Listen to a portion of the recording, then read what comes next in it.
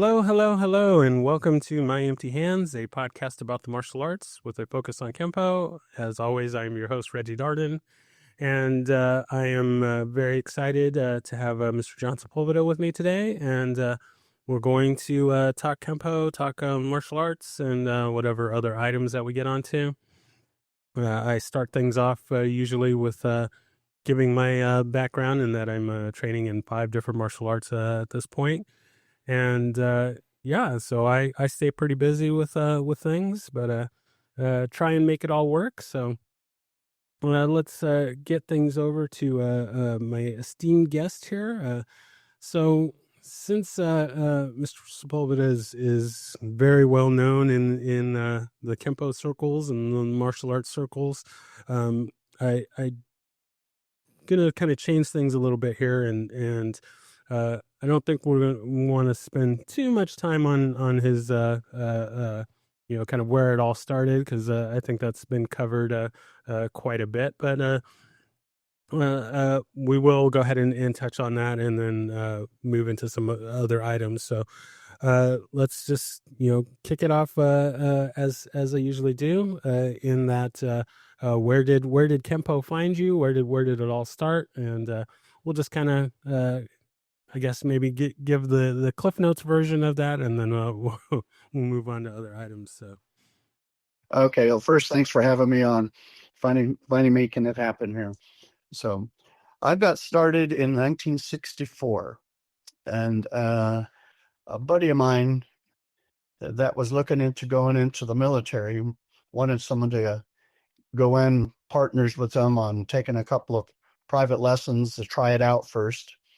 And so at the time, I think it was $20 for 5 private lessons, so $10 each. So we managed to get $10 each, put together. And he had a car. I wasn't driving quite yet. And we started off. It was in San Jose, California. And after the first lesson, I was hooked. It didn't work for him, and he let me know that he wasn't going to continue. And so I got the rest of the 4 private lessons to myself and never turned back, which is something that struck a chord with me. And like I said, I haven't turned back since. yeah, that's something that I always find funny with a lot of my guests. A lot of my guests, we have people that are that have kind of made the martial arts their life, and they've excelled to these upper levels, and many of them either didn't want to start, didn't even want to get into it. They just kind of got into it by accident, or similar to you, joined with a friend, and they stuck. The friend took off, and the guests stick around. So I always kind of find that funny and interesting, and that Kempo kind of chose you, instead of you choosing it so much. Yeah, that's a great way to put it. Yeah, that's very interesting that more had the same experience. I hadn't heard that before, but Yeah, it's come I, up quite a few times. Or it's definitely come up more than I would have expected.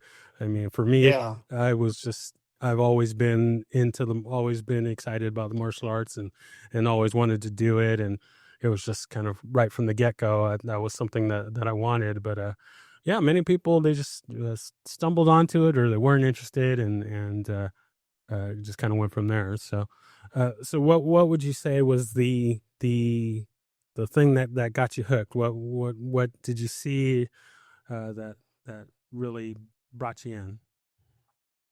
I liked the discipline aspect of the thing, and it was an individual type of, I think, I won't say sport at the time because I didn't realize it at the time, but just an individual effort. Yeah, there was other people in the class and stuff like that as we progressed, but it was just an individual effort, something I can get out there and do by myself. I didn't have to be a team member, so to speak, with 9 other guys or 5 other guys on a team, which I did. I did play baseball. I did play football. I did some wrestling, but like I said, this was more of an individual efforts, that I can put into it. And I felt as much as I put into it, I was getting out of it. So it just really hooked me. Gotcha, gotcha. Now, we'll apologize. We may kind of jump around a bit here, but I wanted to get to the teaching side of it. When did the teaching side of it get to you, and was that something that you were always interested in? No, I wasn't interested in it at the time. I think when I became a green belt, I was asked to, assist in some of the classes and such like that, like, most others have as well.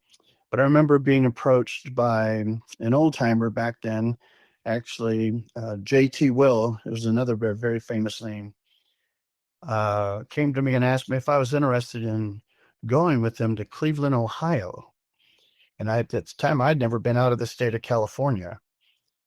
And I'm sitting there thinking, Cleveland, Ohio, oh, geez, what's the weather like back there? Because I didn't really know.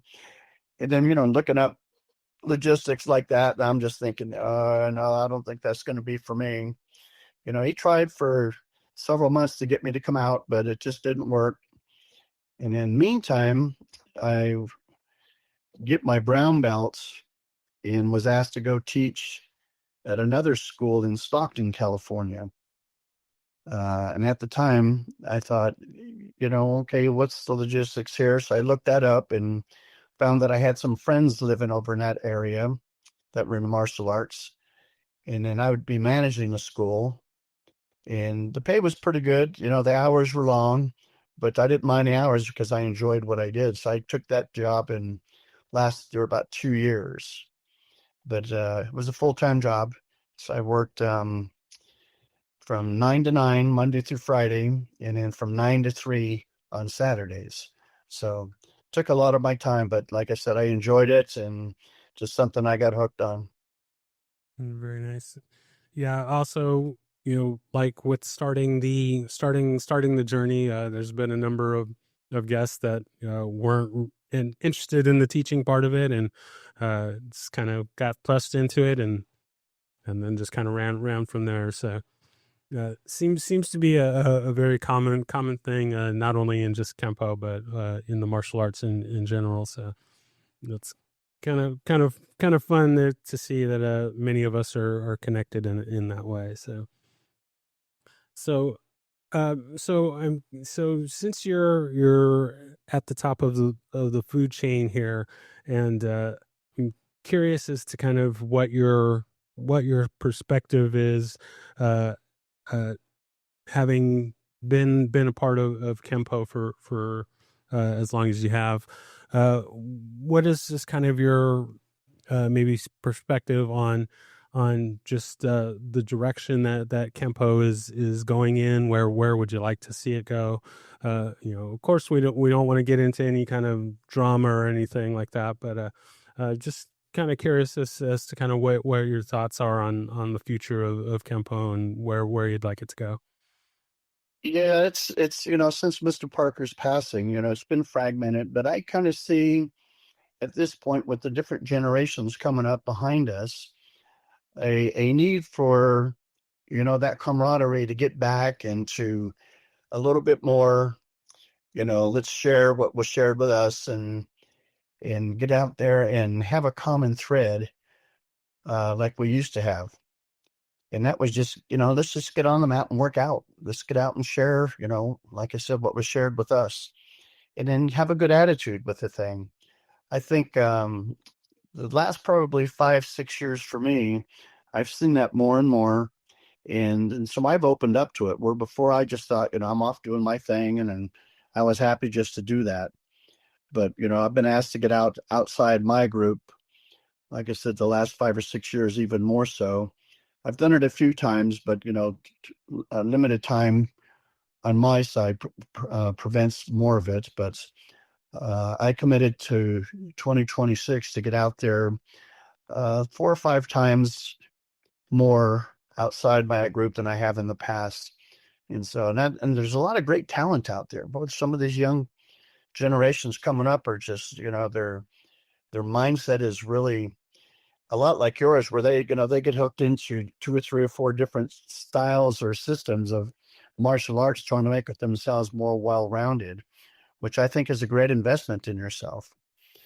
So I see even more of my group. We've been doing, I'll call it mixed martial arts, as they do today, but we were doing jujitsu back, in 1991, and we were doing continual fighting in my schools since the 80s.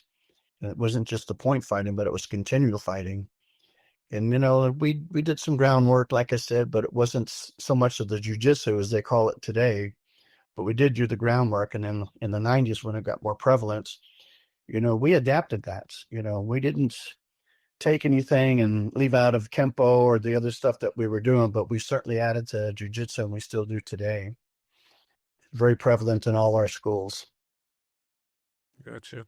Now, so what is your thought on cross training, and have you yourself trained in any other arts, or is it just all Kempo all the time? Well, I did explore through friends that became really good friends, back in the 60s, 70s, and especially the 80s. Uh, did some cross training in Kaju Kempo, and there's a lot of similarities and such there. Did a little bit of stick stuff and some knife work as well. But mine has been primarily Kempo, and then, like I said, then we got into the jujitsu. We have several of our black belts, top black belts, that do a lot of cross training, and they bring it back and they share it. And that's part of the deal. They come in and they ask, what do you think? Is it okay if I go out and study with so and so? And I said, yeah, there's only one thing you have to remember, that if you go out there and you do that, don't forget who you're representing, not just, myself, but yourself, and you represent yourself in a good way, but you have to come back and share that information with us and give credit where credit is due. Gotcha. So over the years, what kind of how has your teaching style changed? Are there things that you do now that maybe you wish were around when you were coming up, or the things that you did before coming up that you wish that we as Kempoists would do now? But the thing that's really changed me over the years, and my guys always tease me about it, is that if I taught today like I taught back then, I probably wouldn't have very many students. And that was the take was, you did it this way because that's the way I told you to do it. Not that I asked you to do it. That was part of the regimen. And if you want to be part of the group, you just did it. If you had questions, keep them to yourself. They'll tell you the questions you could ask. As that progressed and we got smarter with that teaching, uh, it's better to, how would I put this? It's better to um, ask a certain way rather than tell them a certain way, and you get a better response. If you inform them of, why we're doing it a specific way and the benefits of that, it comes out a little bit nicer, but the rewards are even greater, I think. They accept it. The people are, I think, smarter today than we were back then, because we just didn't ask questions. They said no, and that's just the way it was. But today, the training's smarter. The science in the training is much, much more advanced. And so with that, you get out there and you share, uh, like I said, a reason why we're doing it a particular way. It's easily more absorbed and accepted. Gotcha. So what would be so for me, I'm uh it's kind of a long story as far as with my instructor and my school and everything, but we'll just to keep it brief, and getting into the instructor side myself. I I ran a capoeira group for a lot of years, so I'm not completely new to teaching. But on the Kempo side of it, I guess we could say I'm still a newbie at it. So, what would be maybe a few things that you would give as advice for building a good instructor? You know, how would you go about constructing a good instructor and uh, But when I go out and teach now, I have a plan. I make a plan, come up with a topic, make sure I do my research on my own material and be prepared for questions. I always ask people, to come prepared with questions. If questions pop up on the moment, please ask, and because it's shared with everybody, not just one person in the class, but everybody should benefit from that. And so I was recently in Cheyenne, Wyoming, teaching at one of our schools there, and some great questions came up that I hadn't heard for decades, or nobody's brought up for decades. And I started sharing this information that was in the back of my head, stored there somewhere, but it just hadn't come out in decades. And several of my top black belts were in the class, and they said, "You've never told us, you've never shared this with us before." And it just, my Mr. Parker came out, and I just said, "Well, you never asked me before." So, I don't know how any other way to put it other than, there's a lot of stuff back there, and a lot of people say they forgot more than they remember today. And sometimes that's true, but the Kempo has so much information that you can't, put it in writing and say, we're going to start here and then go from 1 to 2 to 3, or from A to B to C, and to try to learn the system. You have to get out there and have to be involved. You were recently at one of my seminars. It was great to have you out there and to finally meet you. And you had some good questions, but there was other people in that group that had some good questions. And what I try to do is break it down. And what I've learned is if I break it down in numbers rather than calling it a whole bunch of different names that some people may not be familiar with, but if I break it down in numbers and categorize it that way, it seems to be absorbed a little bit quicker, and it gets internalized a little bit more as well. Yeah, that was one of the things that I enjoyed about the seminars, that we were kind of mixing in. We're encouraged to kind of play with the techniques and modify them and tweak them a little bit and experiment with them. Uh, it's real easy to just kind of go down the list and, okay, well, now we're doing thundering hammers, and you do step 1, 2, 3, and but to have that opportunity to go, oh well, instead of doing this move, let's add this to it, or let's add this wrist lock to it, or this arm bar to it, or and just really kind of mold those movements to the individual. Because every Kempo person out there, there are techniques that I'm not a fan of. There are techniques that I love. There are techniques that I think, like, why in the world are we doing this? And then there are techniques that some don't do, and it's like, well, why? But these techniques were really good. Why why were they taken out? So uh, being encouraged to experiment and explore, what makes up all of this art is really a good thing in my view to do. And that's what really captured me as I got more advanced and got more private lessons with Mr. Parker. Is, we would talk about the intellectual part of it. The movement part was already had a great foundation and a good base from where I came from. And so in order to enhance that, he would explain it further of why we did a technique this way. It's not necessarily, the techniques aren't necessarily meant to say, I can go from 1 to 5 in the series of this movement and make it work in its entirety. That's not the point. The point is to show or to demonstrate, a theory or a concept within the motion or the movements. And so if you had 4 basic movements, in theory, you should be able to come up with 24 different combinations. And so you sit there and you do the math and you're going, holy cow, How do I do this? And so it really gets you thinking. And so when I break down the yellow belt techniques, yellow belt techniques are actually one large technique put together individually. So that we have 10 of them, but there's this series of motions and movements, all depending on application. I think we talked about that when I was out there.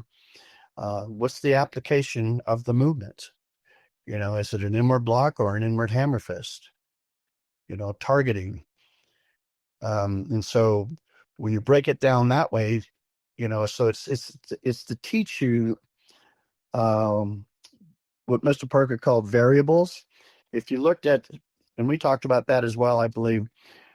I do a lot more of what he called variable expansions.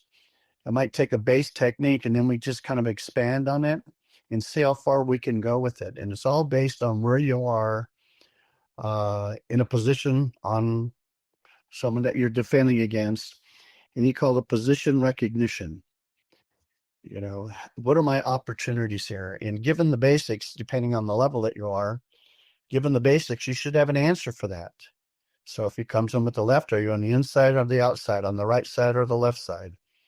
Is his left foot forward with the front hand, or is his left foot forward striking with the backhand?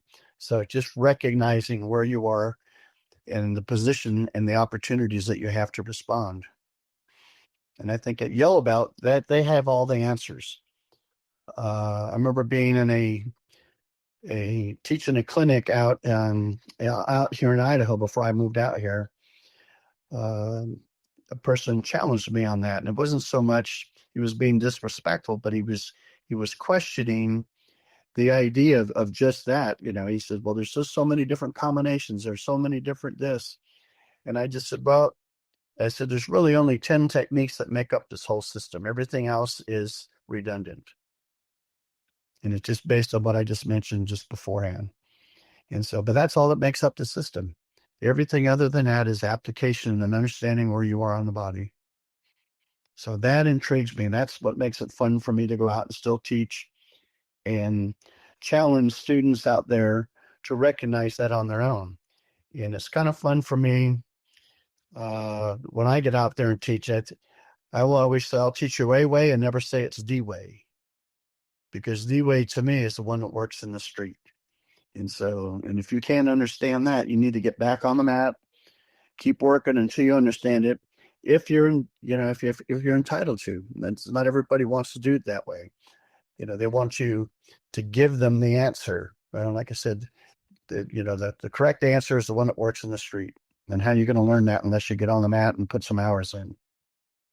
Yeah, I like that, and I totally agree with that. Is that there isn't one way for anything, and like I mentioned, there are techniques that for someone like me just don't really fit, and there are techniques that I think fit me very well, and those same techniques won't fit for someone else, and kind of goes in those different ways for the person. So yeah, being able to find the way that works for the individual is one of the things that I love about Kempo. So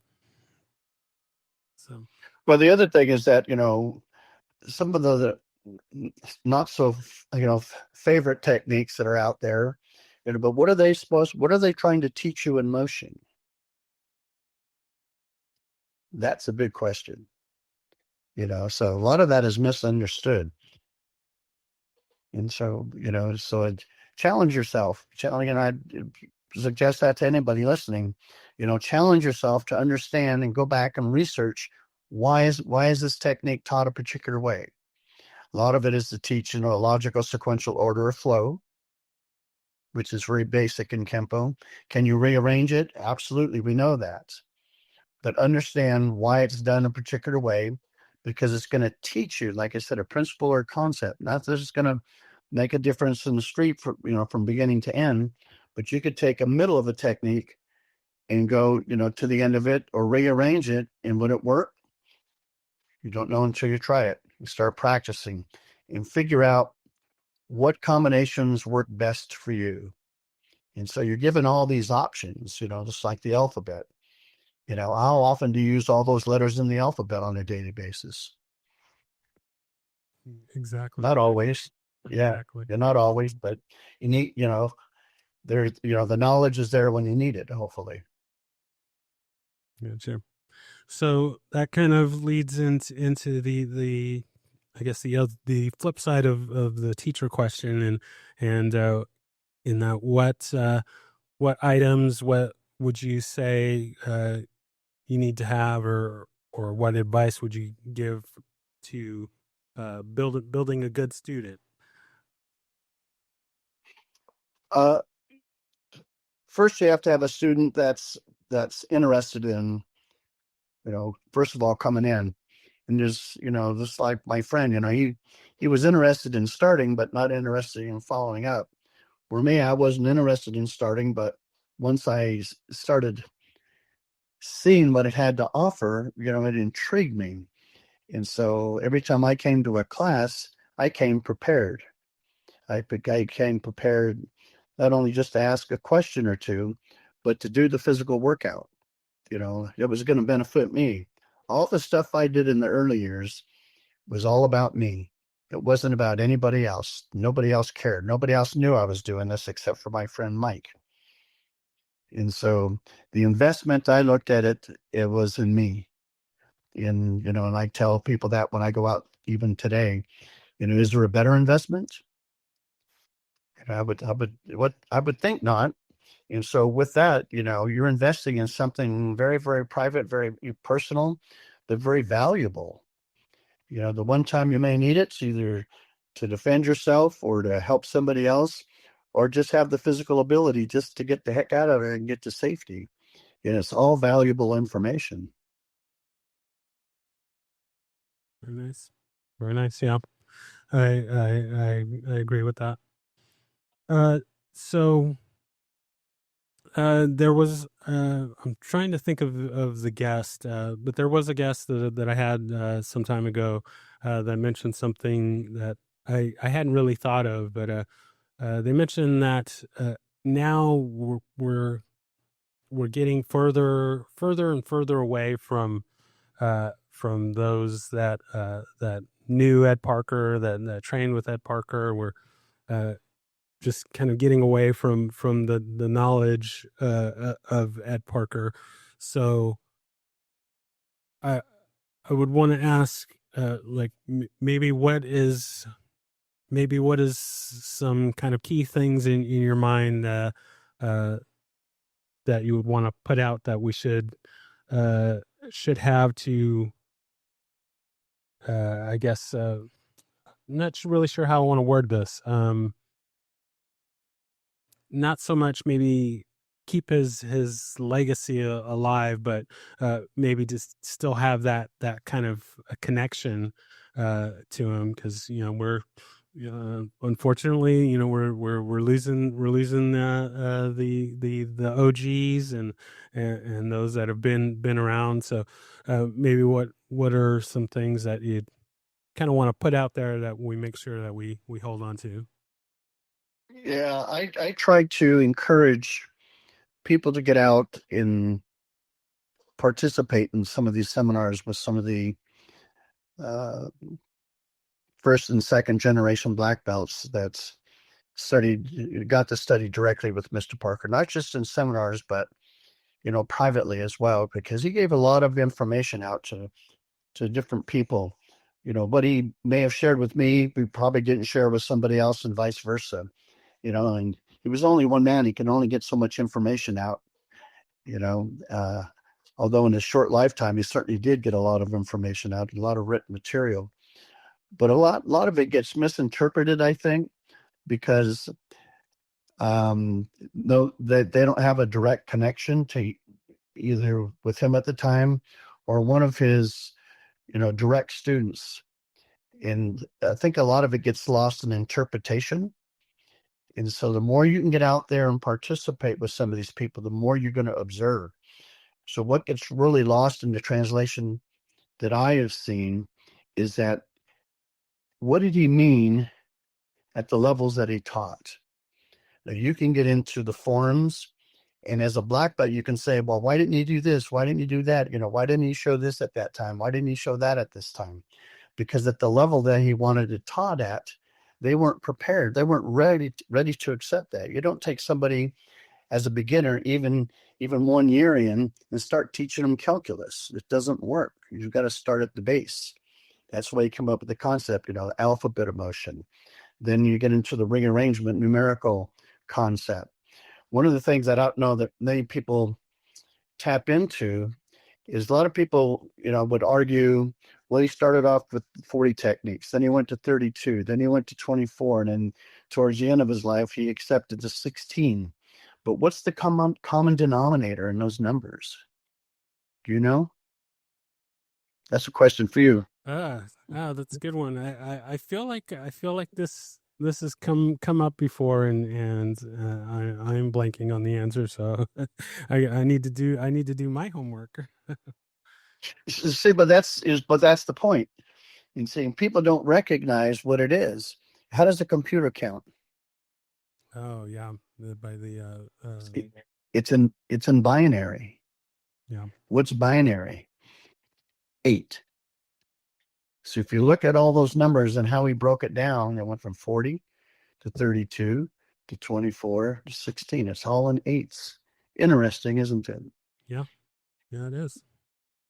And so, I mean, he was just so way ahead of his time. And so when you sit there and you listen to him and your head cocks a little bit, the eyebrows come up, you start thinking a little bit differently of why he set the system up the way he did. Now, a lot of people have eliminated some of the techniques. Well, they're losing, and this is just my opinion, they're losing what he was trying to give them. So he put the techniques in order to help you um, uh, realize at some point, and you don't get it right away, but it's the word I'm looking for right now. They're put in such a way that's subliminally he implanted something there, and then once you start recognizing what he did there, you're sitting there going, oh boy, didn't get that. It could have been 5 years down the road. I still teach today, and questions come up, and I start talking and start spewing stuff that was back there for, like I said, for decades maybe, and it just hits me. I went, oh my goodness, that's what he meant. It's still finding, it still pops up in me, and so I'm still learning and still trying to grasp what he meant at the levels that he was teaching at. Have you read his Infinite Insights 1 through 5? You'll recognize it every time you go back and you read or reread that you're going to get something different that you didn't catch the first go around. It's interesting how I've caught that he and I asked him this one time. I said, how many different levels do you write on? And he said, well, what do you mean? And I said, because every time I go back and I reread or I pick a chapter or pick a topic within those books that I'm going to go out and share, that I grab something that I didn't catch before. And it just, and to me, I just wasn't ready to accept it or ready to see it or hear it. And then all of a sudden one day it just clicks. And so that's what's unique about this system as well. And that's why I encourage people to go out and get with some of these seniors. You don't have to be part of their organization. They'll invite you in. They'll accept you. Some are great communicators, some not so much, but you're going to get something out of it that you didn't have before. And that's where I think the younger generation needs to get out there and get with some of these people. Like you said, we're not going to be around forever. And so, like with me, my guys hound me all the time. I get emails and I get phone calls and, when you coming back out, or can we get a Zoom? And a lot of our, especially with the advanced belts now, is a lot of it is the whole lesson. It could be an hour, it could be 2 hours. They've captured me for 4 hours in a group, and all we do is we talk about the motion and why he did it this way, or why didn't he put what was in long 4 in long 3 or in short 2 or long 2, because we weren't ready for it. The stepping stones weren't there. They were just starting at the lower belt levels and working themselves up. Gotcha. That something with that just made me think, and I think I may have to start asking this to definitely any of my senior guests, um, but just in general. So there's, and of course they're going out of my mind at the moment, but there are three techniques that were, I guess, pulled out of the system that kind of I scratch my head because it seems like everyone that I talk to uh, that is familiar with these techniques, they're all fans of them, and I can't understand why they were pulled out of the system. And I'm wondering if you had any thoughts about that. Yeah, some of them, this is, I've had that conversation with Mr. Parker, but some of it was that uh, the concept or the theory or the principle he was trying to teach was redundant in other places. And so, that's the best answer he gave me. And I'm sitting there going, yeah, but still the motion of the movement is so, so elementary, and you can, sophisticate it very easily, and you can see where it came from and where it went to. And so with some of those, some of us put those back in the system, not so much as in the curriculum as we do maybe teaching in a group class or going out and teaching a seminar and bringing the motion of the movement up. One of the things that's you probably caught with me is that I'll use some names of the techniques to relate to the motion of the movement, but most of the time it's all about the motion of the movement with me. It's I go back to, is it on the inside or the outside, on the right side or the left side? And it's always in pairs. And so I try to break it down that way and try to bring those, there's probably three or four techniques that he dropped out that I still like to bring up, especially to the beginners classes and the kids classes in particular. So the motion or movement won't be forgotten, but I don't know how many other people do that. Yeah, I've been kind of surprised. That's the thing that I scratch my head about is that there are a lot of instructors that still teach those techniques, and Mhm. it's like, well, everyone likes these techniques. Why Yeah. are they? If they're uh, uh, uh, I guess a response that I've heard a number of times was that the techniques were uh, I guess too complicated or too advanced for a yellow belt, and I always just think, well, then let's move them to a different a different belt or Yeah. somewhere else in the system Well, instead of pulling them out. But yeah, the same reasoning is why some people have pulled some of the techniques out of the system on a larger scale. They just say, well, these won't work. Well, then they don't understand what they were intended to teach. You can take a lot of these techniques and say that wouldn't work in the street. Yeah, but how about individual motion or movement within that number technique? Would that work? Well, yeah. Well, why didn't you do that? Well, it's looking at different angles. You got angles, different angles of entry, different angles of incidents that might be, where you are when you start. And so it's just to get you familiar with where you are on the body, like I mentioned earlier, position recognition. But to me, to take a lot of these techniques out in large numbers is, I don't think that they're understanding what he intended them to be like. I can see the two or three or four that were dropped out, and some of those were unintentional. All right. And I think he got talked into some of that stuff. But I know when he came to my schools and, were asked about those techniques, oh, he was happy to get onto them and spend a whole hour, 2 hours talking about just two techniques and breaking them down. Not too many people do that anymore. yeah, no, I like that. So I like breaking things down and really getting into what makes these techniques, what makes these movements tick. So in my training, the school that I started at, it was essentially the Tracy's curriculum. So we had 40 techniques per belt. And while I enjoyed that, that's a lot of information to get. And in the area I'm at now, we're on the 16 technique curriculum.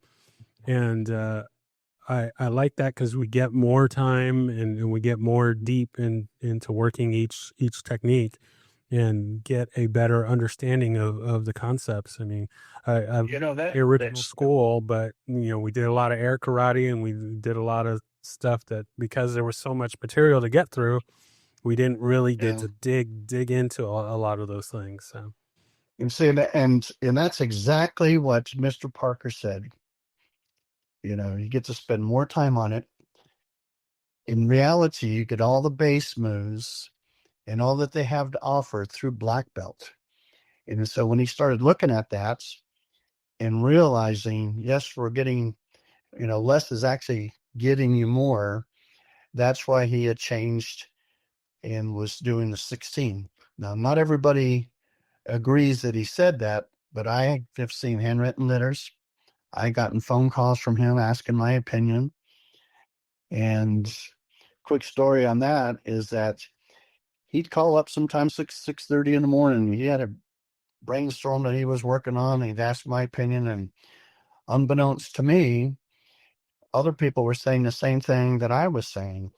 And in a conversation one time, I was teaching at Brian Duffy's camp here in Austin, and I brought it to him. I said, "Has the old man ever brought up to you about changing the order of the techniques a little bit, and then but bringing them down to 16?" And he just started chuckling. And he says, "Yeah, I'm going to show you something tomorrow." Handwritten letters between him, Mr. Parker, and Brian Duffy.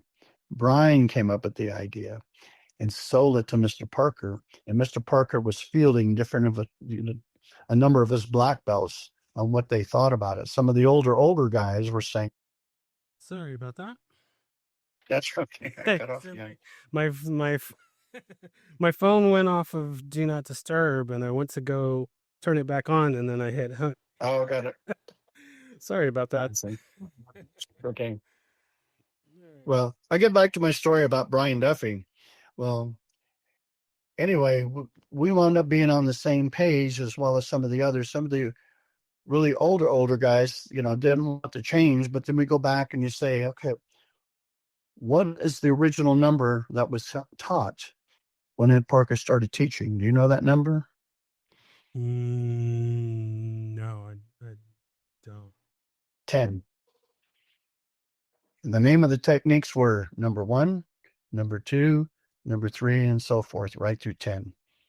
Now they had the only thing that defined them besides that was the attack. I remember teaching that at Tracy's art place. I won't tell you the person because he's still around, but he talked me, and it took him 2 years to talk me into teaching at his event. And I said, "I'll teach under one condition. There's no controversy, no political thing going on." Perfect. So after 2 years of going back and forth, I went there and I taught with uh, five others, I think. And it was really the way he set it up because it was generational. It started with Matosi lineage, and then it went, to all the way through Ed Parker, but it went through the lineage, going through, the Kaji Kempo days and stuff like that with that group, but all the way up through current, which was Ed Parker. And the way he laid it out was uh, that's who taught, from 1 to 2 to 3. And I was the last person up. And then one of the Tracy guys said, "Well, Ed Parker's always changing stuff." And I says, "No, he's always evolving some of the stuff." He says, "Well, we still teach the original." I said, "Nobody still teaches the original except for some of the super, super, super old guys, maybe back in the islands." He says, "No, we teach the original stuff." I says, "Nobody teaches original stuff." So we got a little chat about that. And I said, "Okay, let me ask you this." I said, "Ever see on Facebook or on YouTube in particular there's a scroll out there on 8 millimeter, and there's an easel with a big sheets of paper, and it has technique number one, technique number two. How many have seen all those? About 95% of the hands went up in that class. And I bet there was probably 50, 60 people in that class. I said, those are the originals. How many are teaching those today? And only those. Nobody's hand went up. And I said, yeah, right. None of us do. None of us do. I guess because we've all progressed at some point or some level. I said, but then, you can get analysis paralysis, when Ed Parker sings. I said, and to me, that's where, when you have so many techniques for a belt level, it doesn't get internalized. It doesn't get absorbed. One of the things that I learned years ago when I took a psychology class in college is that the brain can only absorb so much at any given time. It's like a sponge. Once a sponge gets too much liquid or fluid into it, what happens? It just runs out. Yeah, And exactly, so, exactly, exactly. yeah, so that's always stuck with me. So I agree with your analogy, to where, to, you know, to me, at this point, less is more, but not to the point where you cut a big section of these techniques out of the system and call it progressive. No, you replaced it with something else, either groundwork or stick work or whatever you want to call what you're doing with the thing, but you've taken it out. And so in that sense, now you are losing some legacy there. So, but like I said, that's my opinion. That's based on what I see and what I hear that's out there. No, I like it. I like it. To one of the things that I love about Kempo is that it does have the names for techniques and everything. So in my training, I'm so used uh, to the technique names, and in Hapkido, at the Hapkido school that I train at, we our self defense techniques is yellow belts 1, yellow belt 2, yellow belt 3, Right. and it gets really confusing. And then in between the belts, it's like for like yellow belts, you'll get one set 1 through 5, and then you'll get another set 1 to 3, and then when you get to orange belts, then it starts 4 through 9, and then when you go to another, it's very it's very Yeah. confusing to me. It's like I want thundering hammers. Orange 5 doesn't do it for me. So, Yeah. Yeah. So that's one of the unique things that Kempo has done. They've given them um, names related to the motion or the movements that they're trying to teach. So, but what's interesting, I've seen uh, some of the jujitsu charts now are being categorized very similarly, which I think is brilliant because there's so much to the jujitsu, as you know, that's how do you remember all that stuff? Like you said, orange 5 or blue 10 or whatever it might be. They're starting to categorize their motion and their movement, and so I think that's brilliant as well. very nice, very nice. The other thing, the other story that I like to tell is that some of my classmates, oh, we have so much to learn, and how can I keep it all together? And it's like, wait a second, I started with 40 techniques each belt, and so doing 16 is a lot a lot easier. Granted, we do more with like freestyle and basics and terminology and all of that stuff that we didn't do at my original school, but still, Well, going part from of 46 on isn't so bad. well, the other part is, how is it presented? I know some people that are just so super good, but when they go in and they teach, they'll teach a 1.5, 2 hour class, and they'll throw as much information out there as they can. They go as hard and as fast as they can. It's like, wait a minute, can we review that? We'll get it next time. It's like, whoa, whoa, whoa. I'm happy with taking 2 or 3 of these things and breaking them down and working them. So you get them internalized. And so one of the things that I do when I teach, I just had a workshop here with my advanced black belts. I had to be 5th and above. and had to be qualified to get in. And we broke down an advanced form into quarters. So this time around, we spent 6 hours on just one quarter of this form. It's, they're labeled like the techniques, like in a form, as you know, in Kempo, that they'll have a name. You do it on one side, and you do it on the other side, but it's labeled 1, 2, 3, and 4 as we label the techniques with their names. We went through 1 through 4 and barely got through them in 6 hours. And that's breaking them down. So can we film? No, we can't film. Well, I can't video. I said, no. When you go home, you video. Otherwise, you're slowing this class down. And so they've got to remember, but I give them just enough information where they have to stay focused and they have to be informed of why we're doing it that way. And then they have to give it back to me. And so, they were happy that we do it that way, because when they left here, there wasn't very many questions other than they took a lot of notes. But that's just me trying to hold them accountable for what I'm giving them. And so, that method works. That method works. I'll share one story with you here real quick. I was teaching in Milford, Massachusetts, a kids class. And there was a little over 30 kids in this class, and I had 1 hour to teach. And so I teach this form. It's called Universal Form, and it came out of the Midwest, I think, or back east from one of the black belts out there that developed it for kids. But it works well with adults, and it works well with special needs students as well. And so to me, it has 16 counts. I break it down into 16 counts. So when I teach it, I'll teach 1, 1, 1, 1, and we just keep reviewing that 1 like it was a basic warm-up class.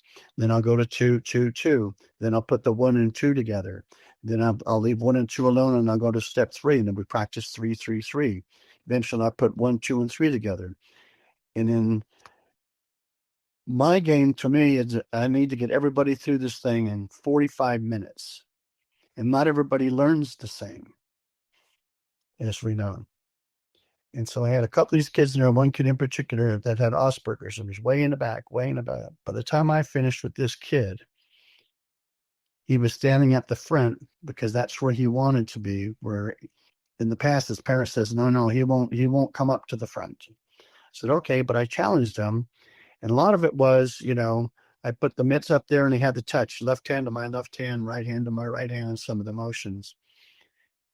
And by the time I finished, he had all 16 counts as well as everybody else.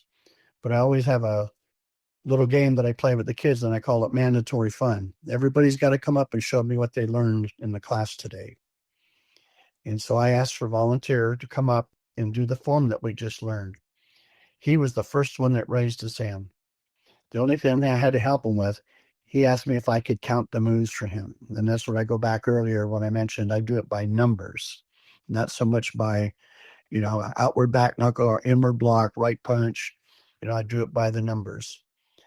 And he got them all except for 2 areas. Then I went back and how I taught it. He got stuck on 4 and 5. So I went back and went 1, 2, 3. We practiced 1, 2, 3, 1, 2, 3. And all of a sudden I just said 4. And he looked at me and, maybe a 2-second hesitation, and he got 4. So I picked up and I went 5, 6, and he got stuck on 9 and 10. So I did the same thing. I went back to 7, 8, 9, 7, 8, 9, and he picked up 9 and went right to 10. So it's just interesting how you play with these, and you learn as an instructor the different methods that, sometimes they just pop in my head, and sometimes I go watch other instructors teach and learn from them as well. So that's challenging for me, but it's fun for me. That's what keeps me involved. I like it. That's good. That's good. All right. So as it happens with every guest, there's so many things that I want to cover, but we can't have a 20-hour show. So we're gonna move into our lightning round here. Got a few little questions as we wrap up. So the first question being, do you have a favorite technique? A favorite technique. I have a favorite opening.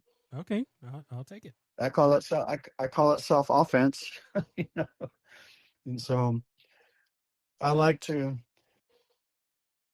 Part of mine is I'm right handed, but I fight left handed, and I'll use my right side forward.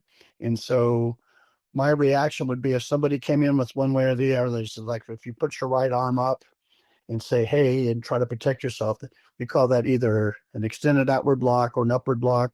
And then response would be just a quick 1-2, like block out, strike in, and then pick it up from there. Because that's a quick response and it's a natural response.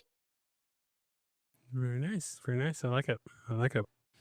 All right. Next question. Do you have a favorite form and or set? My favorite set is actually blocking set one Nice. because it gives all the elements of what we need all the way through long form 8. And then sometimes I was just recently teaching long form 6 as a review to one of the advanced black belts, and they get stuck in a couple of, it's very similar to many others. They get stuck in a particular area of long form 6, and I go back to, so do the first move in uh, blocking set 1. And I said, so I have them go through it, both sides.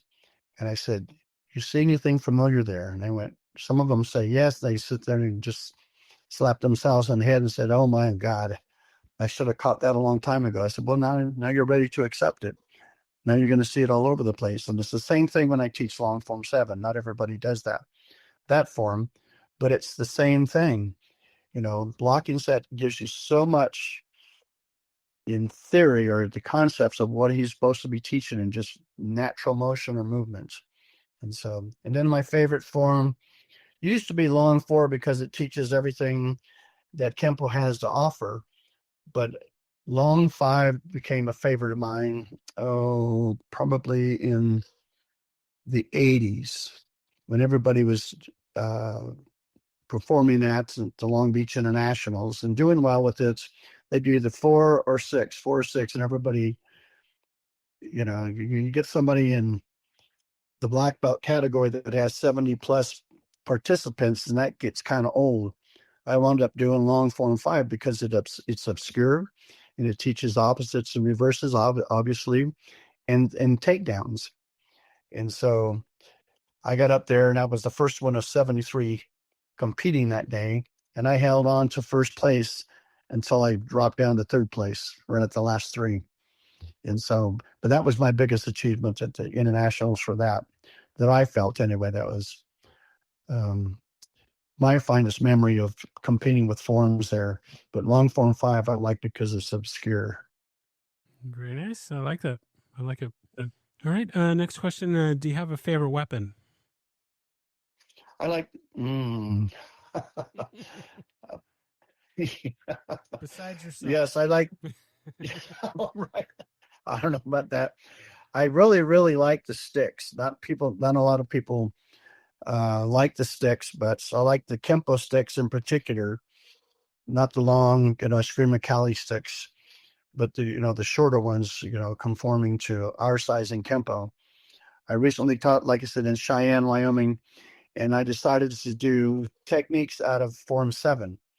And these guys have had Form 7 for a long time, but when you break them down on the body and start showing them the mechanics, and here again, coming back to blocking set 1, the mechanics of that, and they're sitting there going, oh my God, I can't believe I didn't see this before. But then it's being able to translate it from understanding it into the motion is the challenge, as we know. So, and the other one I really, really enjoy is the knives. I got to play with Mr. Parker with those, and it's quite interesting. And my best advice, and he says the same thing, and everybody that I know that is familiar with knives outside of just learning the art of them, is that you see a knife, do a 180 and run as fast as you can. It's just inherent that you're going to get cut if you play with them, and that's not a place to be. Oh yeah, for sure. I think I talked with one of my previous guests. Well, I know I brought it up with a few of my guests, so I have some training knives, like a training karambit and Hmm. things like that. And even though it's not sharp, but it does still have a point on it, and my wrists are real little beat up from twirling that thing around. But But they're fun. They're fun to play with and study the art of the knife or the blade. yeah, I agree. I agree. All right, I got two more questions here, and then we'll wrap it up here. The next one, if there's anyone that you could train with, living or dead, fictional or non-fictional, besides Ed Parker, who would that be? This is Kempo's show, so I had to take Ed Parker off the table. Yeah, there is actually one that really wish I could have gotten more of, and that's Danny Santos, because he's so well versed. He's a Kempo guy. Yes, he was a Kempo guy, black belt in Kempo, but his diversity in weapons and just knowledge and how he teaches and his demeanor in teaching and such like that. Yeah, he's a great one to me. Very nice, very nice.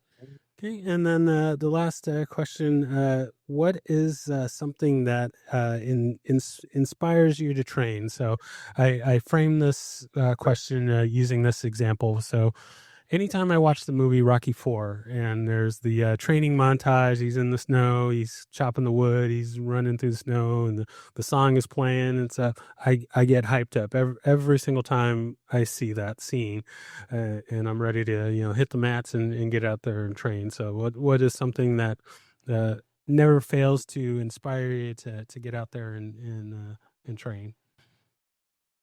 Actually, oh gosh, it's kind of personal, but being asked to go out and teach, and like I said, sharing earlier what was shared with me, I get inspired by the look on some of the students' faces, the questions that come up, and you give them something, how hard they try, and how hard they work. That inspires me. Then you hold them accountable for it. I'll just share one last question or one last story with you. Again, teaching in Austin at one of Brian Duffy's camps. It was all adults at this particular camps, no kids. But one of the guys had to bring his son with him because he had custody of him that weekend. And the boy was a blue belt and maybe 12 years old at the time. And so they asked if, he can just jump on the class and just be in the back and just, kick and do whatever. And he'd be happy. And I said, oh, absolutely. Let him come in, let him come in. And so, but this kid caught me because he was just so captivated by what I was saying, and I just, for whatever reason. And so he kept asking me this question. So I said, I'm going to make sure he gets through this movement, and he runs here again. I was doing these variables. And I said, okay, now you understand that? And he goes, yes. I said, let me see you walk through it one time for me. And so he did. And I said, okay, I want you to go over there and practice it. When you think you got it, I said, you come back to me. I said, and we're going to review it real quick. Yes, sir. Yes, sir. He runs off over there. And I kept my eye on him. He would just practice it and going it, and he kept having to redo it and getting stuck, but he kept going back at it. And all of a sudden he hits it. And he didn't know I was watching. All of a sudden he looked up and he looked around like he's like, yes, I got it. But he's looking to see if I was watching him, and I was watching him. And that just inspired the heck out of me. And just from that alone has kept me, to where I'm doing this still today. That kid was so inspiring. Very nice. Yeah, I know that look. So, I can agree with you on that one. I've given it. I think we've all experienced that, right? Yeah. Oh yeah, I feel yeah. Yeah, that was so fun. Very nice. I like it. All right, so the very last thing that we have today, and like I say, with all of my guests, we'll definitely have to do a part 2 and 3 and 4 and 12. But the last thing for today is it's now time for shameless self promotion. So you can plug anything you want, or if there's anything that you wanted to get out there that maybe we didn't cover today. Now's your chance. You have the floor, and then we'll close out from there. Very simple for me. Get out there and invest in yourself.